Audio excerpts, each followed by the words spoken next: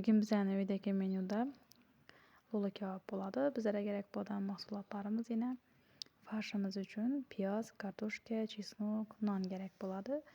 Farshimizni mikroskopdan chiqardik. Piyozlarimizni qo'lda to'g'raymiz. Nonimizni ham mikroskopdan chiqardim. Koriander, tuz, ozgina o'simlik yog'i solib, yaxshilab aralashtirib qo'yamiz.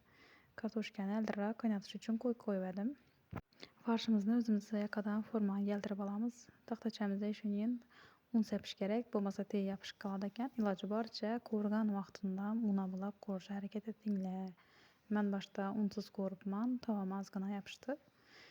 Endi kartoshkalarimiz qaynadi, ozgina sariyog' solamiz, tuz solamiz, smetana soldim, 2 qoshiq smetana, 3 qoshiqdan sut soldim. Ozgina tuz soldim. Yaxshilab ezib, pyure holatini keltiramiz. Endi kebablarimizni qizib turgan yog'da ishlatib ko'ramiz. Yine una buladim. Unsiz ko'rganlar mana yopishdi. Arasında qizim ham turib qoldi, uni darbatdim. Keyin ishimni davom ettirdim. Yine püremiz, yine kotletlarimiz tayyor. Endi gulyashimiz uchun kerak bo'lgan mahsulotlar: bir dona piyozni mayda etib to'g'rab, qo'rib oldim.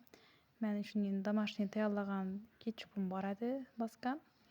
Shuni ishlatdim. Sizlar tomatli pastadan foydalansangiz bo'ladi, suyultirib. Acı burch soldim, chesnok soldim, yenchilgan qora burch, ozgina tuz, keyin shuning kichkina qoshiqda shakar, lavlarist.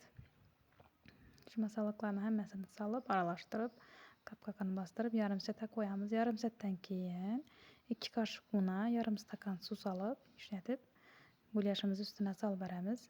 Teyini dim past qo'yib, tez-tez aralashtirib turish kerak aralıqda. Uni ham 15 minut qo'yib qo'yamiz. Keyin tayyor bo'lgan kotletlarimizni ustidan terib chiqamiz. Qapqog'ini bostirib, yarim soat davomida qo'yib qo'yamiz. Arasida endi grechkani atamiz. Grechka bilan brunchni bir kasa ikkisini ham deng soldim. 2 kasa bo'ldi ikkisi. Keyin 2,5 kasa suv soldim. Suvi singandan keyin para qo'ydim. Para qo'yishdan oldin hamma men paket bostiraman. Yine gulyashlarimiz tayyor bo'ldi. Grechkamiz ham yarim soatdan keyin yine tayyor. Shuning qolib, menda xo'shroq qoliplar yo'q, o'zim yasadim. Ishlatib, xo'shroq shakl beramiz. O'rtasini gulyashini solamiz. Kartoshka pyuremizdan esa shuning tortni kremini nasotkasidan chiqardim. Xo'shroq bo'lib chiqdi. Sizlar ham yoqtirib yetaman.